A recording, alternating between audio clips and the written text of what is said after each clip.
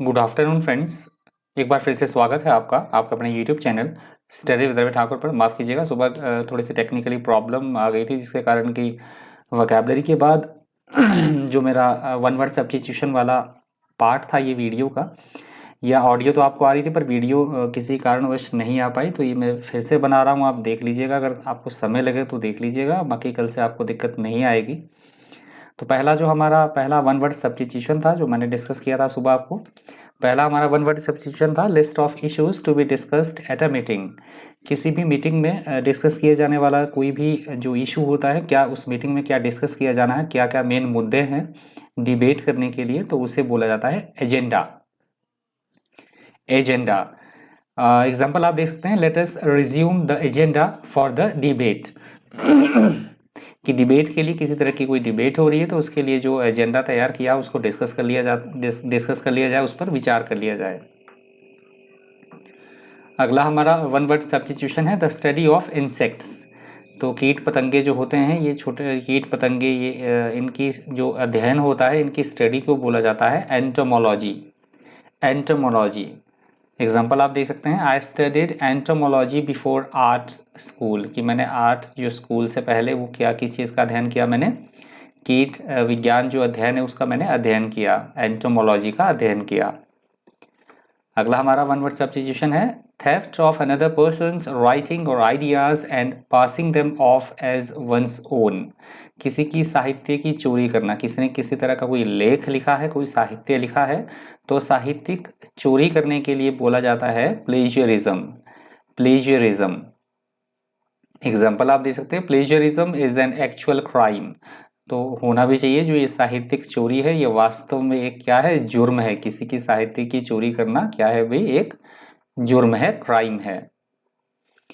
अगला हमारा one word substitution है the place where public government और हिस्टोरिकल रिकॉर्ड्स आर केप्ट। ऐसी जगह जहाँ पे कि कोई पब्लिक रिकॉर्ड या फिर जो हिस्टोरिकल कोई रिकॉर्ड, इतिहास में जो इम्पोर्टेंस रखता है, इतिहास से संबंधित वो रिकॉर्ड जहाँ पे रखे जाते हैं, उनका लेखा जोखा या वो सारा जहाँ पे रखा जाता है, सारा लेखा जोखा, उस जगह को बोला जाता है आर्काइव। आर्काइव एग्जाम्पल आप दे सकते हैं the advantage of old archive data. तो पुराने जो आर्काइव किया हुआ डाटा होता है, आंकड़े होते हैं, उनके एडवांटेज के बारे में, उनके लाभ के बारे में बात कही गई है।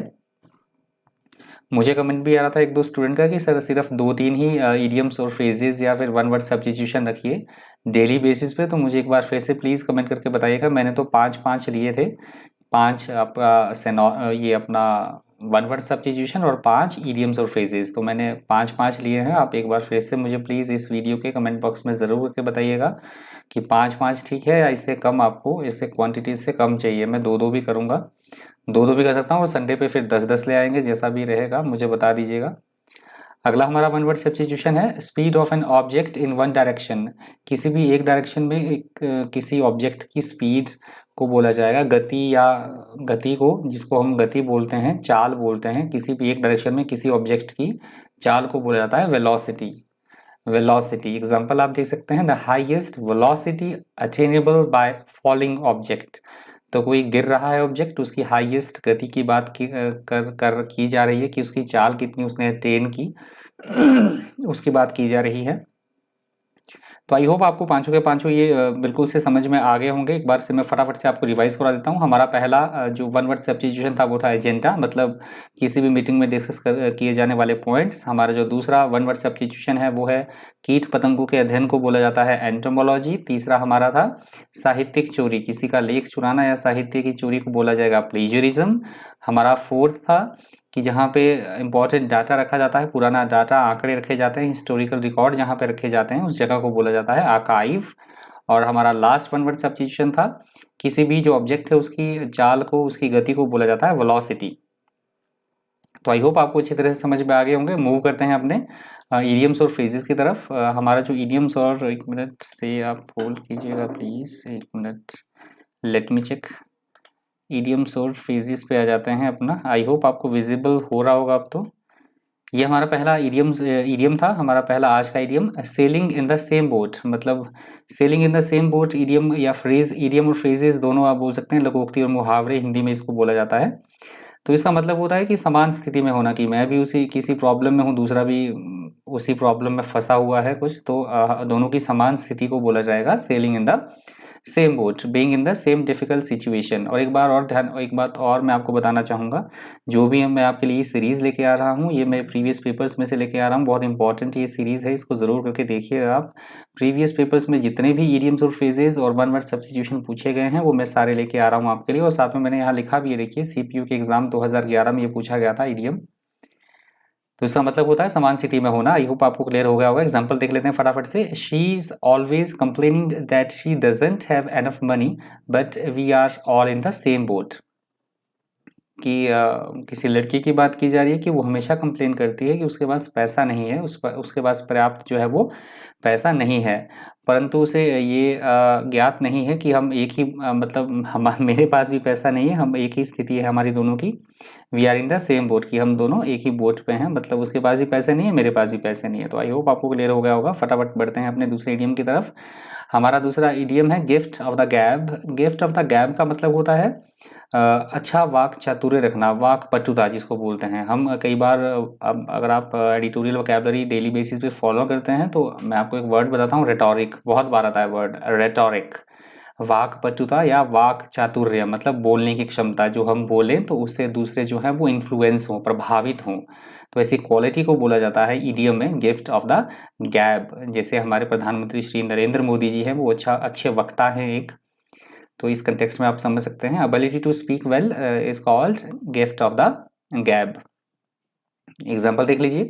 Lawyers are often born with gift of the gab, कि जो वकील होते हैं और होना भी चाहिए वैसे, होता भी है नहीं भी होता है वैसे, आजकल तो सभी बन भी जाते हैं।